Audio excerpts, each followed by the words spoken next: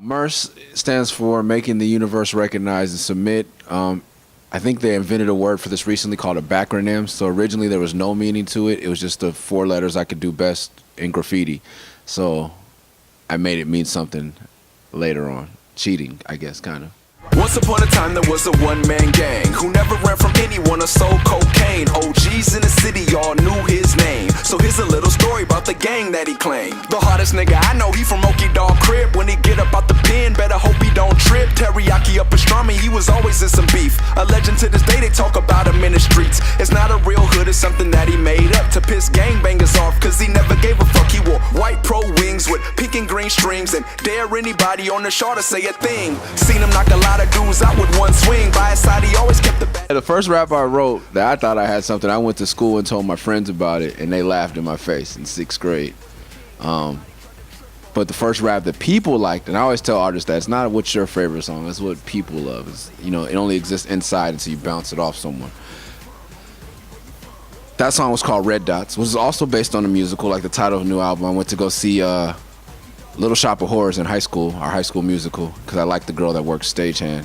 And the guy says something about red dots on linoleum, and I made a song about these 6 grown men who had come to my school trying to kill me because I beat them in a rap battle in a nightclub over the weekend.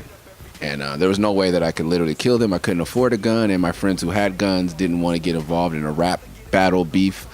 So this is pre-50 Cent, pre-Tupac rap, East Coast, West Coast beef. This is a real beef. So I said, well, how can I get these guys back? Oh, I know, I'll make a song. And it was my first solo complete song. And it was about how I killed them, and that kind of empowered me because I got them back. They didn't know it for years to come, but I murdered all of them on wax. What if I could ice down all my tears? Will my face be covered in diamonds from ear to ear? Would real niggas respect me then? Would some of these white girls want to be more than my friend? If I could take all of my tears and cry them into a chain, I wonder how many million more followers I gain. I bet my socials would be super lit.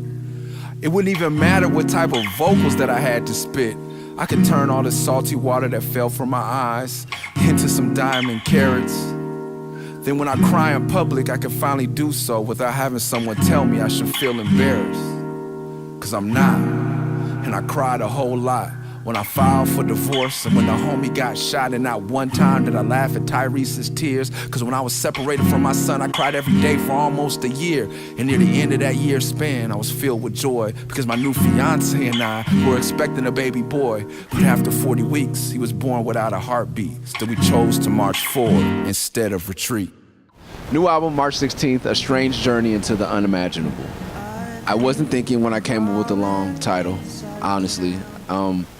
But this album came after a lot of tragedy this year and the past few years of my life. So it's been divorce, court cases.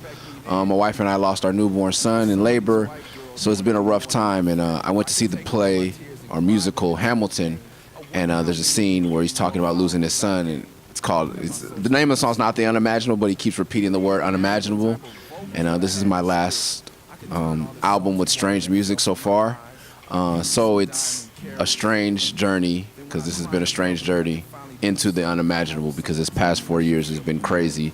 And I'm hoping that what's to come is so amazing that I can't even imagine it as well. So that's how the title came about. It's not a great hashtag. It's not rolling off the tongues, but it's from the heart. At the end of that year span, I was filled with joy because my new fiance and I were expecting a baby boy. But after 40 weeks, he was born without a heartbeat. Still we chose to march forward instead of retreat.